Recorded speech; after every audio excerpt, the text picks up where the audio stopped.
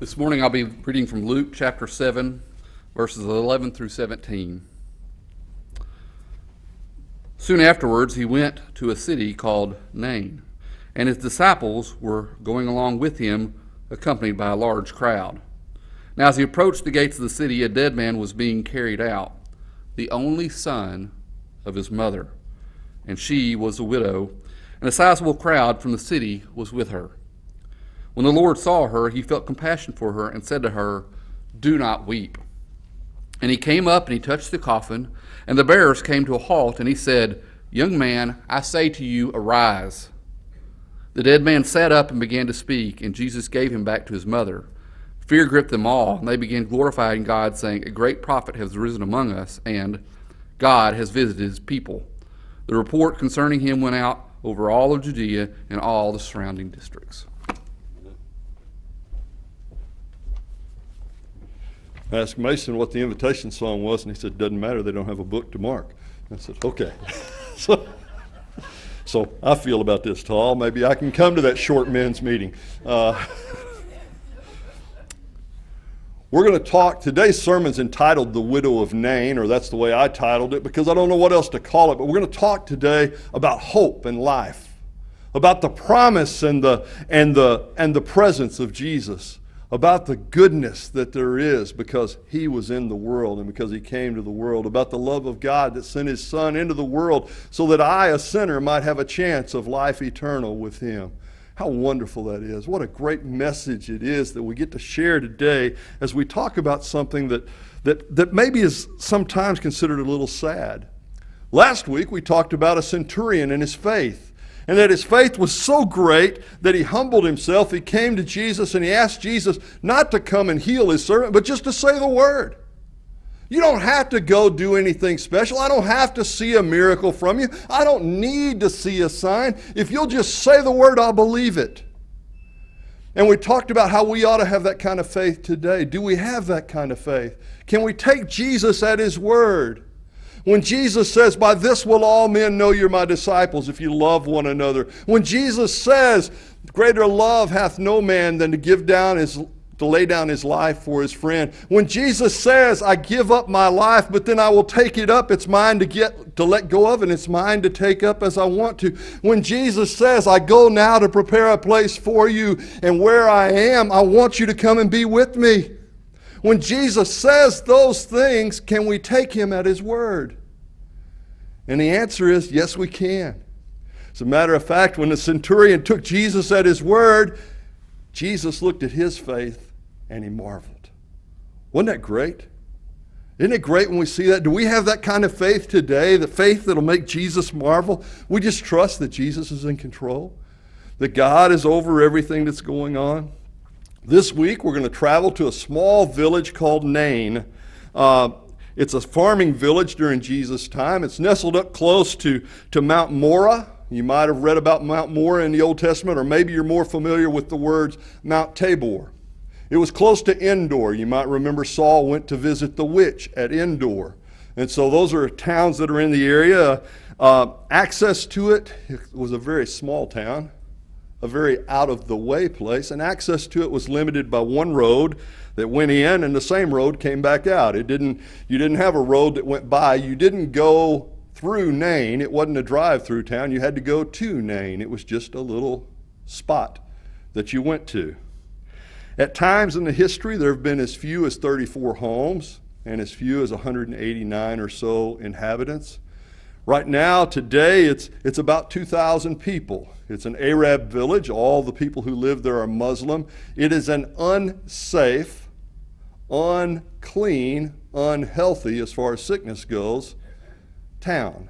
It's just a little out-of-the-way place that you wouldn't want to go see, except for the fact that many tourists want to go see the place where the miracle was performed by Jesus. And so they have some tourist industry. They actually have a McDonald's there. It's one of the few things they do have, but they have a McDonald's there.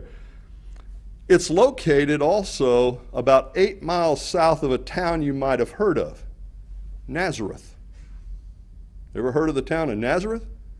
Might have even heard of somebody who grew up in the town of Nazareth and who worked there as a carpenter. His name would have been Jesus. With the proximity 8 miles south of Nain to Nazareth, it's very possible that Jesus knew several of the people in the crowd that day who were there to mourn the loss of this widow's only son. As a matter of fact, it's very possible Jesus might have known the widow or her son at some point in their life as he grew up. Luke doesn't tell us that. All Luke tells us is that Jesus would be familiar with the town because it's near where he grew up.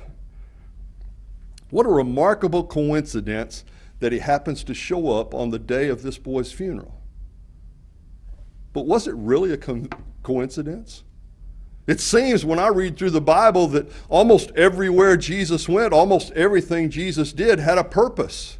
He was always coming and going with a reason for where he came and where he went, and there always seemed to be a reason behind that, and maybe that's why he came to this little obscure, out-of-the-way village on this particular day. Maybe Jesus had been looking at the internet and saw the obituary page for the local funeral home and said, hey, they're having a funeral today, I need to go to Nain. Maybe not. I don't know if the internet was invented back then. 2 large processions are meeting at this gate. Look at it. 2 large processions, one coming from town, one coming into town. 2 large processions. That's the way both of them are described. And the first procession, it's full of grief and loss. The crowd was quiet. They were sad. They're following a dead man. You know, there's no thought of the future. His whole life is past. His mom is already a widow, and now she's lost her son, her only son, we'll find out later. The second procession, by contrast, was loud and vibrant. I mean, you just look, these people are talking about signs and wonders that they've seen. They're following Jesus. Jesus is going places, and they're on his heels. They're following right behind him. They're going wherever Jesus goes. They're led by life itself. And here at the gate of the city of Nain, these 2 processions meet. From one side, we see the difference between life and death, between light and darkness, between hope and despair. And as we look from the side and watch what's going on, we realize they can't all pass through the gate at the same time. There has to be a difference made before anything can happen. As far as life, John records that in him was life, and that life was the light of men. John 1 and verse 4. A little bit later, John's going to say to Martha, he'll say, you know what, Martha? I am the resurrection and the life. He who believes in me shall never die, and he who dies and believes in me shall live. You know, there's something we need to understand there. And then as Thomas is looking at him, he says to Thomas, I am the way, the truth, and the life. No man comes to the Father except through me. Here's Jesus, life itself, coming to the gate of the city with a funeral on the way out. There's a great contrast here between life and death. You know, there's a great lesson for us today. Life wins. Life and light win. Life and light and hope can carry us through any challenge that we face in our life. That's something we need to understand. But what we see next is something that's just it's heartrending. We see the extremity of her sorrow. This is a widow. She's lost her son. She's lost her son. I can't imagine the pain of losing a child. I just can't. The pain it'd be beyond bearable, at least for a time, and I don't know how you ever get past that. Having lost both of my parents and having lost several near relatives, I can empathize just a little bit, and I can see through the glass dimly, as Paul might say, but I can't really see it, and I can't really feel it, and I don't want to. But how hard this must be for her. I know there are those here and listening who've experienced this, and I've sat with some of you, and I've spoken words that were meant to encourage or comfort you, and as much as I empathize with this widow, as much as I empathize with that pain, I can't really understand it myself. It must have been heart-wrenching. She'd lost her only son. You know, it wasn't just she lost a child, she lost her only son. All the hope for her family's future was tied up in him, especially in the day that she lived. The son carries on the family name and legacy, and you know, that's the way we still look at it somewhat. Our daughter has blessed us with 6 wonderful grandchildren. We got to see them Friday. Got to see them Friday. Oh, how great it was to be able to hold the littlest one and then hold the biggest one in my lap at the same time. Oh, how wonderful that was. I love them all. I would gladly give my life for any one of them if that's what it was necessary. From the oldest one who tells me over and over again, Papa, I love you, to the youngest one who looks at Nana and says, because that's all she can do. She can't even make a noise except when she's unhappy. Gail says she talks to her, but I don't think so. But I love them for their sameness. I love them for their differences. I love them all, one and all. They're bone of my bone and flesh of my flesh. And I love those children. But our son has given us the only child, the only grandchild, that bears the name Hewlett. And to me, there's something special about that name. It goes back way back in my family. That's supposed to be kind of funny. Anyhow, she's special because of that name. But if life takes its normal course, one of these days her daddy's going to walk her up an aisle or down an aisle, and this old preacher by then will be standing there, and I'll say the words that will change her name forever. And I kind of look forward to that day. And I kind of dread that day. But for now, she's still a Hewlett, poor thing. This widow had lost her only son. And in those days, the meaning was even deeper. Property and survival depended on him. Hope and the future were tied up in him. Comfort and support were linked to his future. But now there's only darkness and despair and death. She was a widow. Sometimes we miss that because we're busy looking at her loss of her son. She'd already lost a husband. She'd already raised a son without the help of dad being in the picture. We don't know how long she'd been a widow, but we know that it was long enough that everybody around knew she was a widow. Many families through history have dealt with the loss of a child. Sometimes it draws them closer together. Sometimes it drives them apart. But she's got no one to share her sorrow. There's no one to help her grieve that understands. There's nobody else that changed his diapers. There's nobody else who sat up with him when he had the colic. There's nobody else who woke up in the middle of the night when he had a bad dream and went and got him and held him close to her bosom while she comforted him so he could go back to sleep. There's nobody else that prayed for him and cooked for him and took care of him and taught him and encouraged him all his life. And yes, who sat with him when he had that first crush of a broken heart. There's nobody else that's cried with him and laughed with him or cried with her and laughed with her while she watched him grow up. And now he's gone and she's got no one else to share her grief with her. Well, there are friends there. There's a whole crowd. But she's got no one. When the funeral's over and she goes home, she's going home alone. You know, that happens so often in the world today. When the funeral's over, and before the funeral we visit. During the funeral we fellowship and we encourage and we visit. And then as soon as the funeral's over, sometimes it's like our life goes on, but theirs is not always going on. And sometimes people don't have anybody to be home with them and protect them. That's where she's at. She's already buried her husband. And there's nobody else to bring her that comfort. But, here you go, 2 words. Jesus cared. How's that for 2 words? Are there any 2 better words in the world? That kind of follows along the line of, for God so loved the world that he sent his only begotten son. Jesus cared. Jesus cared. He'd never lost a spouse. He'd never lost a child, but he could see the pain she was feeling and he could empathize with her. You know, my Lord saw her grief and he had compassion on her. She didn't have to come to him. He went to her. Isn't that great? There's hope there for me when I grieve, when I despair, when darkness surrounds me beyond whatever I'm able to handle. Jesus still cares. I can understand a little bit about David's words when he wrote in Psalm 23, and he says, even though I walk through the valley of the shadow of death, I will fear no evil, for you are with me. Your rod and your staff, they comfort me.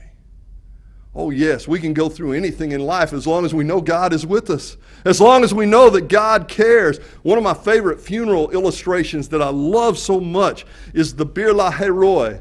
Bir Lahai. God sees, God hears, God understands, God cares. God cares. He cares about you. He cares about me. He cares when we're sad. He's glad when we're happy. He takes care of all of our things. Paul will later write the words that are so wonderful. All things. I know that all things work together for the good for those who love God and those who are called according to his purposes. How wonderful is that? Our God is watching over all things in our life because he really cares. Jesus cared. Praise God. And then he approached her. He didn't shun her pain. You know, sometimes when we see a funeral procession, it's polite. It's even the law in Arkansas. We pull over to the side of the road. We pull over to the side of the road, and if you're wearing a ball cap, you're supposed to take your cap off. If you're wearing a hat, you're supposed to take your hat off. We pull over to the side of the road to show respect for the family as they come through. But a lot of times, had we seen the funeral procession, we might have went around the block to try to keep from having to wait for it to come by. Jesus didn't do anything like that. He didn't just start marching into town and push the funeral procession out of the way. No, he saw her sorrow. He was touched by her pain, and then he spoke to her.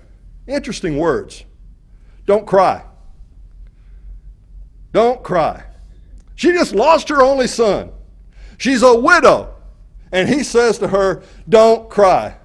Me, I usually tell people it's okay to cry. As a matter of fact, the Bible addresses the issue of human grief many times, and it talks about ways to grieve appropriately and ways that you shouldn't grieve. And it even talks about the idea that when Lazarus died and Jesus saw the pain of his friends Mary and Martha, that he wept with them. And so it's okay to cry, and sometimes we need to cry, and that's what I think of. You know, I often remind them of those things.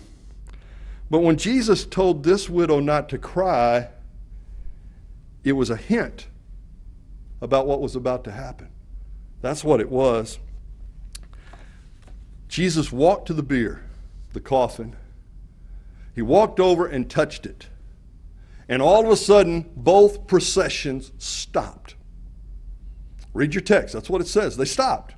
Apparently, they were still walking until he walked up to it. So he's walking one way, they're walking the other way. The crowds are gathering. The two groups are gathering. Life and death, darkness and light, despair and hope. They're coming together right here in this one point, and Jesus touches the coffin. What happened? Nothing. Nothing. He touched the coffin. He touched the bier. Nothing happened at that point. Sometimes, when people are grieving, all we can do to show that we really care is a touch. And sometimes that touch can make all the difference in the world. We live in a COVID-19 world right now. We're not supposed to touch each other. But I guarantee you, I've seen a whole lot of that touching going on when somebody's hurting or somebody needs it, or when somebody's just plain happy. Sometimes there are no words, and a touch is all we have. I'm sure when Jesus walked up to the dead man and touched the bier to stop the procession, everyone expected him to turn around and speak to him. I mean, hey, here's a perfect opportunity. You got a big crowd in the front, you got a big crowd in the back. Here's a great chance to talk and to share a message with them, or as Andy Griffith would say it in Romeo and Juliet, to deliver a soliloquy. He said of Romeo, said he delivered a soliloquy right there. He did. Well, that's what the followers were probably expecting. That may even be what the funeral procession was expecting. He's got everybody's attention. He walked over and he touched the coffin. Now he's got everybody's attention. A great time to give a speech. A great time to talk about the love of God. A great time to talk about life and death and the future and hope and promise and all of those things. What a great time to remind people that you need to make sure you're right with God because life is short. What a great time to do all those things. But instead of speaking to the crowd, instead of speaking to the mother, instead of speaking to his followers, instead of speaking to the mourners, Jesus spoke to the dead guy. Well, that's not normal. That's not normal at all. He talks to the dead guy and he says, "Young man, I say to you, arise." And the dead man sat up and began to speak. And Jesus gave him to his mother. Talk about a great funeral sermon. Now that's a good funeral sermon right there. Jesus turned their sorrow into joy.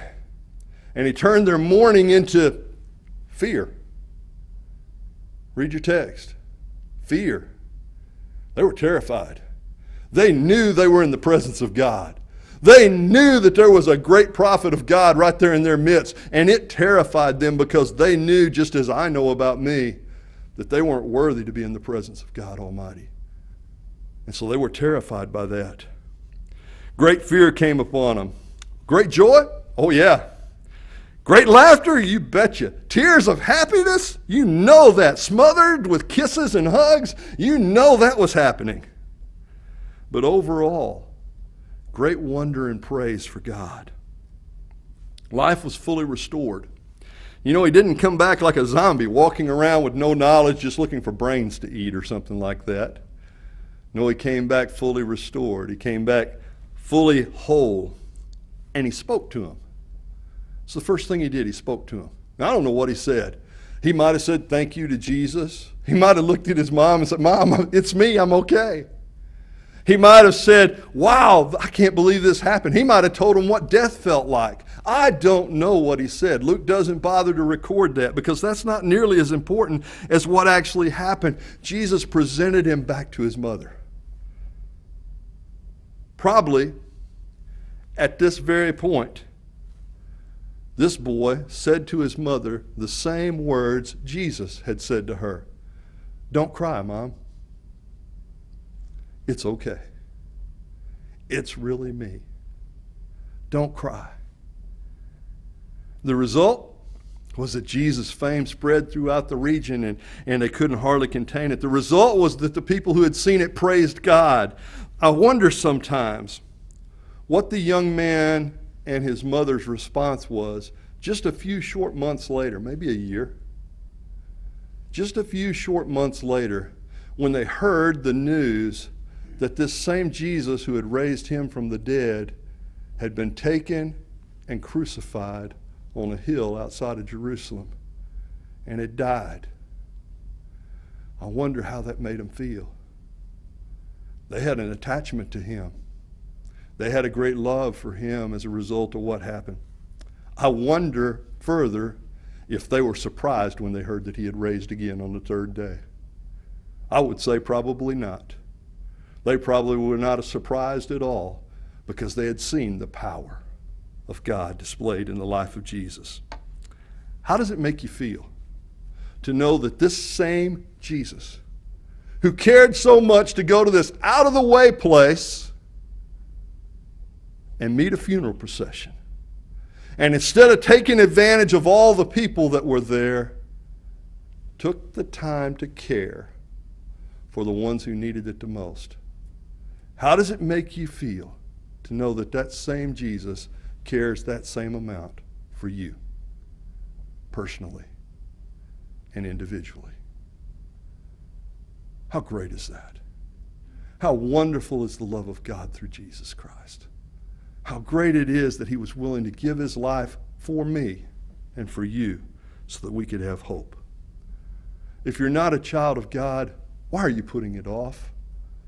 You know, it doesn't take a rocket scientist to figure out that there's a God.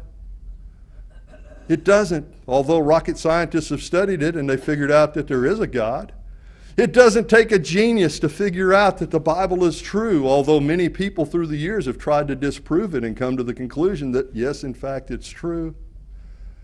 Science tells us that there's a God. The Bible tells us about the Son of God and about God's great gift to us and the hope that we have. why not let your faith be in truth and trust in Him for your life? If you're not a child of God, we invite you to respond to become a child of God by being baptized into Christ. Or maybe you have other needs that we can pray for. If you want to respond, the way we've been doing it during this COVID time is to stand where you're at. We're going to sit while we sing. Just stand where you're at, and one of the elders will come to you if you'll respond while we sing. Art thou